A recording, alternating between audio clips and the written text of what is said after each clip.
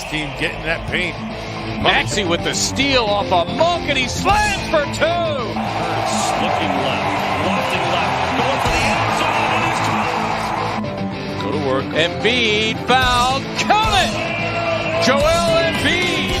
Defense is what you're looking for. With 5, Hurts taking a deep shot. He's got his man. Bagley. Fox blocked. Wow, great defensive play.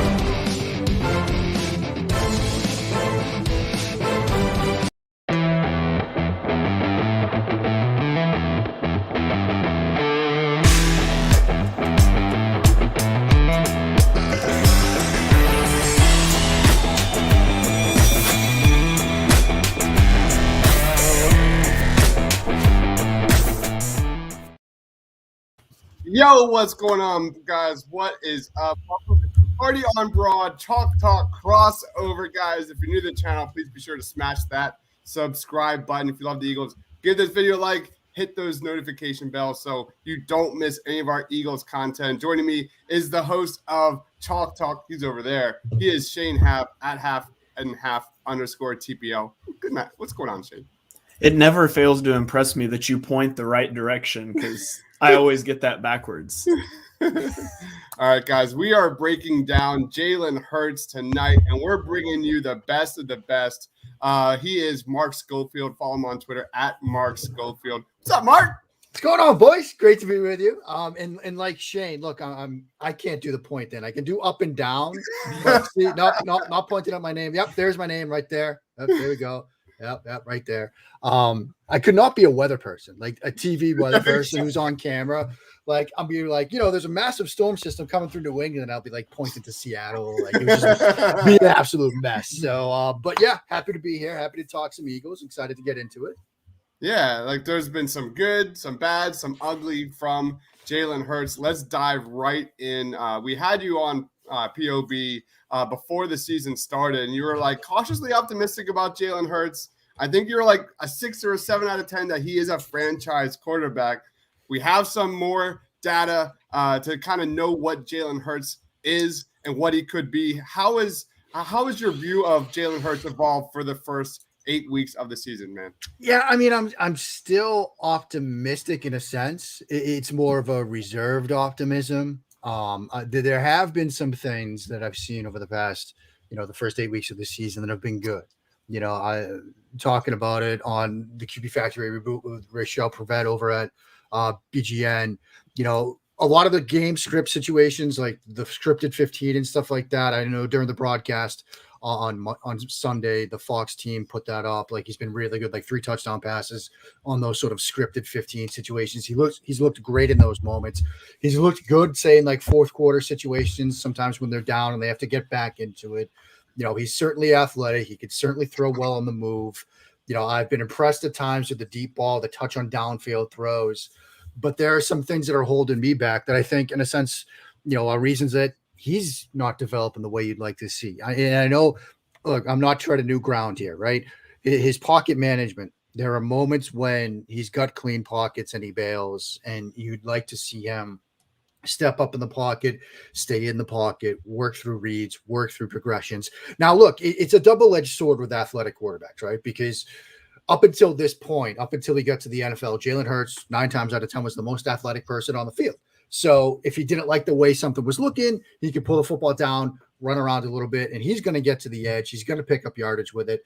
The problem is now when you're going up against some of the guys that you see on the other side of the ball, the Randy Gregorys of the world, the Von Millers of the world, guys that are athletic enough to get to the edge with you and sometimes beat you to the edge, that's going to be a problem. And so it also, when you're trying to read a concept full field, but then you just bail to the right, you've cut the field in half. You're not going to bail to the right, throw back to the left to the other sideline unless you're, say, Patrick Mahomes. And even he struggles with that this year. And so, there are some pocket management things where I think, he still needs improvement there. Now, generally speaking, I think he could still become, a franchise quarterback in the NFL. The talent is still there. The other issue for reservation is this. We are talking about a team that in all likelihood will have 2, 3 picks in the top 10, depending on what they end up getting from Indy. And it's going to be hard for this organization to, say, pass on a quarterback, right? You have 3 picks in that top 10. Even if you use, or say it's like 2 picks in the top 10 and one in like the top 15, this might be a draft cycle where you could grab somebody in the top 15 out of the third of those 3 picks and take a swing at quarterback. They might do that. And then you start thinking about, well, draft capital expenditure, who's going to get more of a chance to succeed? The guy you took in the second round a couple of years ago, or the guy you just drafted in the first round? You're going to want to make that guy you drafted in the first round work. And so, another reason for my hesitation is he might not get the full shot at like a second year in a Nick Sirianni system because of the allure of drafting that quarterback. And so, it is tempered somewhat. It's not like he's come out and blown the doors off. There are some things that he does well that get me excited, but there are still some things that give me some pause. And then you have the draft capital issue, which may come into play this spring. Go ahead, Shane. Yeah. So I know when I watch the games, it's kind of hard for me sometimes to evaluate. You've got a young wide receiver room. You've got a first-time play caller / head coach and Nick Sirianni. You've got an inexperienced quarterback, and sometimes it's hard to figure out. You can look at it and see the offense isn't working, but what's the cause and what's the effect? Is Jalen Hurts struggling because the game plan is bad? Is Jalen Hurts struggling because the receivers don't get open? Or are all those things a symptom of Jalen Hurts? And so the question I want to put to you is, out of those 3 things, the play calling, the quarterback, and the receivers, which one of those are you most concerned about for the Eagles, and which one are you least concerned about? I mean, honestly, the one I'm most concerned about right now is the sort of the play call and the offensive philosophy, the offensive identity, and it does seem like they did some things right against the Detroit Lions on Sunday. You saw some more under center stuff. You saw some, designed run stuff that, some play action stuff that make me feel a little bit better that Sirianni is perhaps evolving a bit as a play caller and starting to figure out, okay, these are the things that this offense can do well right now. These are the things that maybe we don't do good enough to really keep in the playbook, keep in the script. And so that's an issue that I think over the course of the season so far, I feel like every week Rachel and I open our show, we're like, what is the offensive identity here? Like what is their game plan? And I know, look, I think Sirianni tried to structure the offense / the run game with a very sort of heavy RPO influence, right? Because that's something that Hurts is familiar with. That's something that, could be effective to get defenders into conflict. That's something you can use to sort of rely on Hurts and his athleticism. But defenses have done a very good job against the Eagles and just league wide at making those looks cloudy pre-snap. Whether it's Jalen Hurts and the Eagles, whether it's, you look at the Buffalo Bills, they've had some issues on RPOs this year, and Josh Allen, because defenses are really doing a good job of taking that 6th or 7th defender and making it quite unclear where he's going to be. And a lot of these RPOs, they're pre-snap box count reads, right? Do we have a light box? We'll run it. Do we have a heavy box? We'll throw it. Well, when that overhand defender's kind of making that look muddy, he's going to put you in a position where wherever decision you make might end up being wrong, which flips the script of the RPO, right? The RPO is designed to, whatever the defense does, you're going to make them wrong. Defenses have figured out how to cloud that. So Sirianni has gone through that and worked through that. I think, generally speaking, I think I'm least concerned about Hurts because he's a young quarterback. He's a young quarterback and now his 4th offense in 4 years. And so I do think you need to temper expectations. I know there's a lot of people saying he should have figured it out by now. It's his 4th offense in 4 years. Going back to Alabama, 1 year in Lincoln Riley, last year with Doug Peterson, now 4th offense in 4 years. That is a lot of turnover. And so, look, I think he's got to obviously get better at things, but I do think that, some patience there is still required. Now, does he get that patience? Does he get that window? That gets us to back what I was just saying. And then in the middle, there's the receiver issue. I think there are moments when, look, it seems like they've got receivers that can get open, that can make plays. And then there are some other moments where it's like they're not coming through for him. That's kind of the middle ground one for me. All right. The Eagles sit at 3-5. We're at the midway point of the season. The schedule's going to get a little easier. They've got 5 divisional games coming down the stretch here. What are your expectations for the rest of the Eagles season? And I just want to add one thing on top of that. Do you think that we're leaning towards having enough evidence of what we should do with Jalen Hurts by the end of this season? I mean, yeah, I think That's the reason why over the past couple of weeks I've kind of pushed back on the idea that you should bench Hurts, that you should go to Minshew, that you should, go to Joe Flacco or whatever it is you wanted to do. Now, obviously, they traded Flacco, but I still don't think that you have enough right now to evaluate Hurts to fully make that decision. You need to figure that out. Now, maybe, by Thanksgiving, depending on how the rest of these upcoming games play out. And there are, like you said, Crocky, there are some winnable games here. I mean, there are some winnable games for this team coming up. Now, look, Chargers, they're coming east. Like, they just lost to the New England Patriots. Broncos seem to be in full-on seller mode. They just traded Von Miller. Saints, they look pretty good. Obviously, they just beat Tampa Bay. Then you get a Giants team that's been struggling, a Jets team that's been struggling, a Washington team that's been struggling, and the Giants again, and then Washington. Like, this is a winnable slate of games. Now, is it enough to maybe make a run into the playoffs? I don't know, man. I mean, the NFC is very deep right now and very talented, but maybe you get some breaks. Who knows?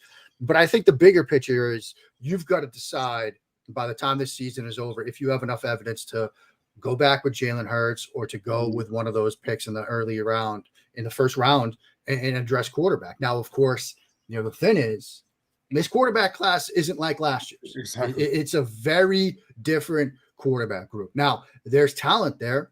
There's guys that can play, and it wouldn't surprise me if a couple of these guys that end up going early, whether it's first round or second round, end up, starters in this league.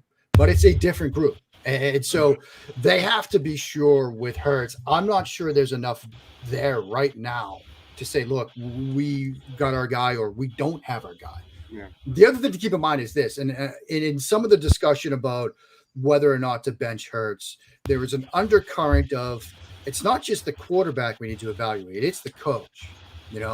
If we sit Hurts down and we start Gardner Minshew, say, started in December, right? The season, you're not making a playoff run. You sit Hurts down. You see sort of, quote, what you have in Minshew. But it's really, what do we have in the head coach? What do we have in this coaching staff? Because if Minshew comes in and suddenly he's lighting the world on fire, well, then maybe it's a Hurts issue. But if Minshew comes in and it's the same stuff and they're the same struggles, well, that might tell you more about the coaching staff than what you had with Jalen Hurts. And so, there's something to be said for that approach, but I still think it's too early. I still think that you got to get into December. You've got to get another like 5-6 games or so from Jalen Hurts before you can really say, all right, we've given him basically a full season now in this offense, and it's either working and we feel comfortable or it's not working and we got to go in a different direction. So you mentioned, obviously this year's quarterback class isn't nearly as deep as far as we can tell right now as last year's. So in hindsight, did the Eagles make the right call trading up for Devonta Smith? I mean, they could have stood pat at 12. You had Justin Fields falling down the boards, Mac Jones there. With hindsight, in mind, what would you have done? I mean, look, sitting here right now after week 8, I would have drafted Mac Jones. I mean, it's easy to say that right now, but in the moment, I still think the idea of adding a playmaker because you were, going to give Jalen Hurts an opportunity to, prove that he's the guy. I think adding a playmaker to that offense made some sense. The thing about quarterback classes is they change. They change in a hurry. We were, when the Eagles got into that room to make those decisions, whatever their evaluations were on the guys that were left, Fields and Jones, maybe they just did not like those guys. And it's possible. Look, Fields was a polarizing prospect. Mac Jones was certainly a polarizing prospect. Maybe they were looking at it like, look, we've got an opportunity to grab a playmaker that we think could start right away, but these two guys are quarterbacks that we don't feel comfortable with. And maybe they thought, look, we're going to have Spencer Rattler and Sam Howell. So if we miss out on these guys and we need to go quarterback, you got those two guys, right? They're going to be surefire prospects. Sam Howell has been, a guy that's been talked about as a first overall pick since his freshman year. Rattler's a stud, right? So we'll dip in to the quarterback market next season. Well, look at it now, kids. Rattler's been benched, and Sam Howell, maybe he's still talented, but he's now like a fringe top 5 QB. The quarterback market move and board has really shifted the ground underneath these kids. And so it's a much different class. And so they had to make a bet in the moment that the talent that, like, say, Devonta Smith offered immediately was a better proposition for them, both in the short term and the long term, than the 2 quarterbacks that were left in the first round. That was the pick they made. Hindsight sitting here, yeah, you would have liked to have perhaps drafted Mac Jones, but it's not like Jones was this surefire guy. He was the quarterback that was slotted that everybody was saying there's no way he should be drafted in the top 3 or whatever. And so it's easy to sit here right now and say, yeah, they made the wrong move. But I think in the moment, it was probably the right decision. Have you had any chance to look at Malik Willis yet out of Liberty? Yes. Yeah. What's your quick take on that guy? Very athletic, has one of the best arms in this class, if not the best arm in this class, maybe one of the best arms in recent memory. He had a throw up the seam on a dagger concept this past week that it was one of those moments where it just melted down Twitter for the next 25 minutes. It was just an incredible throw. And I wrote about it on Saturday night over at USA Today that when he gets drafted, whenever that is, you're going to see that throw. He's very talented, somewhat raw, does like to run around a little bit, does like to break the pocket a little bit when he should hand in there. Does that remind you of anybody we just got done talking about? He's had some bad games this year. He had back-to-back 3 interception games, one against Middle Tennessee State, then 2 weeks ago against ULM. So it's a similar discussion to Trey Lance in that there's no denying the talent. And his ceiling might be huge. His ceiling might be like, I don't know, a Cam Newton type ceiling. We're going to get this incredible athlete at the position. But the floor might scare some people away. The floor might be, are you going to take, the 3rd overall pick in the draft, the 6th overall pick in the draft, and draft him knowing the boom bust potential that is there? Now, you might still feel comfortable doing it. You might feel a bit more comfortable if you got 3 first-round picks using the 3rd on him.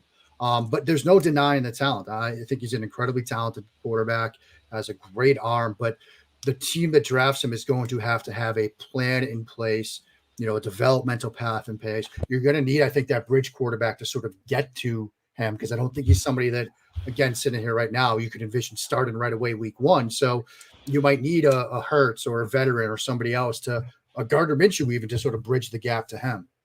Yeah, Yeah, go ahead, Shane. So don't take this as a knock on Malik, because I was very high on this guy too. But does he remind you a little bit of Paxton Lynch? Just that big arm. He's got the mobility, raw, that physical. I mean, yeah, Shane, there's a little bit of Lynch there. I mean, I think in watching Willis a little bit, I do get the sense that there's a better understanding of getting the game, the concepts of coverages and things like that. That was something that I never really got with Lynch. And then after the fact, you had, people that sat down with the people that did whiteboard stuff with him, that watched tape with him. The knowledge base wasn't quite there. I think Willis, from a conceptual standpoint, he knows reads, coverages, progressions. I get a sense that foundation is there that wasn't there with Lynch. And so I think that's going to be a good thing for Willis going forward. But I certainly think from an arm talent standpoint, an athleticism standpoint, you could see some similarities. And this is a guy that did go in the first round. This is a guy that some people looked at, Goff and Wentz, and said, no, Lynch, he's our guy. And I think then it gets you to the developmental standpoint, to the, do you have the coaching staff and the foundation in place around him to develop that guy if you draft him? Because I think that's what sort of failed in Denver. That didn't quite work at all. Let's piggyback off of that. The Eagles are going to have 4 top picks in this upcoming draft, very likely. How would you prioritize that draft capital? I mean, you look at safety. McLeod is, always finds himself on that injury list. You look at Kayvon Wallace, who really hasn't impressed anybody. You look at the linebackers, there's really nothing there. Edge rusher, they need to bring in a bona fide starter. How would you, your GM, Howie Roseman, how would you prioritize all of that, especially the top picks?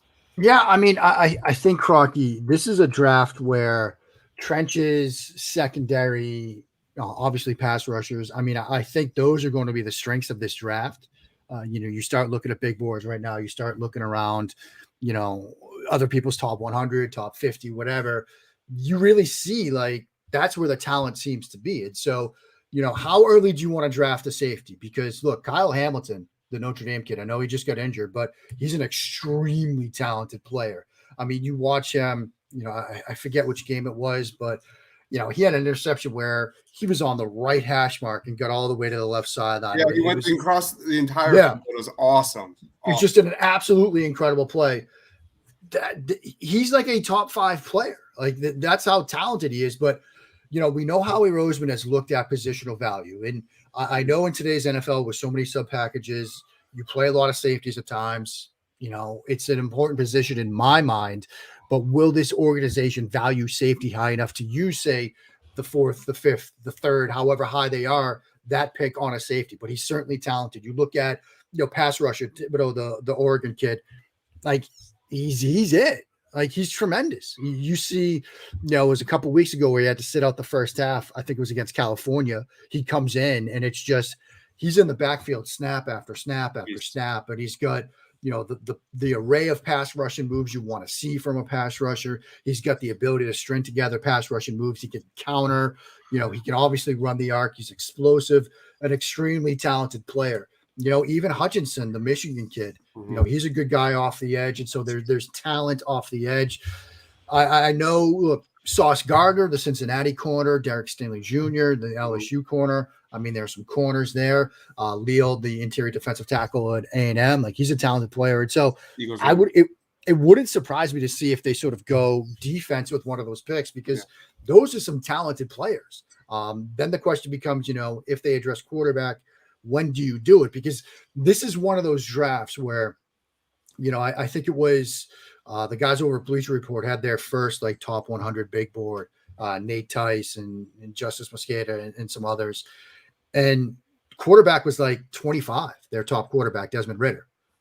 This might be one of those drafts where you get ready for the draft. It's like the final weekend before the draft, and you look at big boards and quarterbacks are like the top QBs and like the 20s or 30s, because in a vacuum, the talent might not be there. So as an organization, when do you feel, if you're going to go quarterback, comfortable doing that when you're going to be passing up top 20, top 15 talent to do so? Positional value might say you go draft a quarterback because it's so important, but this is going to be a weird class and a weird draft season to see how that gets sorted out for teams. Yeah, it's this draft, just like Shane's co-host, like this draft has always been Thibodeau and Kyle Hamilton. Those are the top two, no question. And Shane and I got in a little argument in our Discord that if the Eagles are sitting there at like 3-4, I would 100% go all in on Thibodeau. I think that guy is just a step up, a notch up compared to everybody else. Yeah, I mean, I really think though, if you're going to draft him, you got to get to one. I mean, I really think that was our argument. That was our argument. Would you pay the capital to get to that? Yeah. And, if you've got two of the top 6 picks, you might get to one. And, Detroit, they obviously need a quarterback. I mean, if the draft were to happen right now and Detroit's sitting there at 1, I think they got to go QB. Are they comfortable drafting one of these guys at 1-1? True. I don't know. I mean, so maybe you could get to one. He's a game change type of player. I mean, that's how talented he is. But again, there's no sure thing in the NFL draft. I mean, I remember when the Dolphins traded up to get Deion Jordan because he was a game change type of pass rusher off the edge, and that didn't quite pan out. I mean, Clinton Ferrell, who was 4th overall to the Raiders. Like, guys look great on paper. I think he's the real deal, but you just never know. This draft has a lot of really good fits for the Eagles, especially with their needs. Khair Elam's another cornerback to throw in. George Kalafdis, another really good guy out of Purdue. Yeah. Just the exact opposite of last year's draft, where you have a ton of edge rushers that go really deep, especially in this first round. Go ahead, Shane. You're up. So we've heard the analytics. We clicked at the same time. We've heard the analytics for years, and running backs don't matter has been splattered all over Twitter, and teams are starting to move to more pass-heavy offenses. We've seen the Eagles, prior to the game against the Lions, just have a non-existent running game. Can you get away with that? Like, how important is running the ball in the NFL? Can you just get away with throwing the ball 80-90% of the time? You got to have some semblance of balance. What are your thoughts on that? I mean, I think you can really – I think the simple answer is do whatever you do well, do that. And that's sort of the easy answer, right? Like, you look at the Rams right now, they're just going 5 wide out of empty and letting Stafford sling it. I mean, it's not like in years past where they had to put the quarterback under center. They had to use all sorts of jet motion and play action and eye candy. They can just go back there and sling it. You look at Tennessee prior to the Derrick Henry injury. It's obviously the run game. It's play action, but you do some stuff downfield in the passing game. So whatever it is that you do well, do that. I think what's important in terms of the debate. Do running backs matter? Do you need a good run game to run play action? Your play action concepts have to look like your run concepts. Like I think that's really the critical thing, right? So if your run game is very much, under center, stuff like that, and then you try to run RPO or play action out of the gun, you're not going to sell anybody on it. Like your play action concepts have to look like your run game concepts. That's something I think Tennessee does extremely well, right? So much of their run game stuff is under center, split zone, counter, gap power, duo, but their play action stuff looks the exact same. They're not changing it. Like if you're a heavy team that runs out of the gun, don't line up under center to run play action. You're not fooling everybody. Because a lot of times when you're trying to get those linebackers to drive downhill, they're not reading the backfield. They're reading the center. They're reading the guards. If they see guards pulling, if they see centers fanning out, if they see hats down, like their drive block, and that's their run key. That's what's going to get them downhill. And so if it doesn't look like run to them from that perspective, you're not going to get that big throw and window behind them. And so, long answer short, I think whatever you do well, do that. I know that's an easy cop-out answer, but in terms of the run game specifically, you don't need to be a team that's getting 5 yards per pop to then be successful in the play action passing game. You just need your run concepts and your play action concepts to look similar enough to really get those linebackers to drive downhill, to even get safeties to come flying down in the box at times, because if you're not fooling them from a run key standpoint, you're not going to be successful on play action. Awesome stuff, man. Mark, thank you for joining yet again. Thank you so much. Again, lastly, where can we find you, man? What do you want to plug? Time is yours, man. Well, guys, thanks so much for having me. Always love coming on. Huge fan of you guys. And I like them. I don't know if it was for this show, but the new video intro it was very nice to see the little highlight splash package there. On the Bird app, on Twitter, if I do this right, there we go. Nailed it. Schofield on the Bird app, USA Today, bunch of SB Nation sites, but on Twitter is the best way to find me. Thank you, Mark. And that is over there, my man Shane. He is at @half_TPL. Thank you guys for watching. Please be sure to like, comment, subscribe, all that fun stuff. For Shane, for Mark, for myself, catch you next time. Stay awesome, everybody.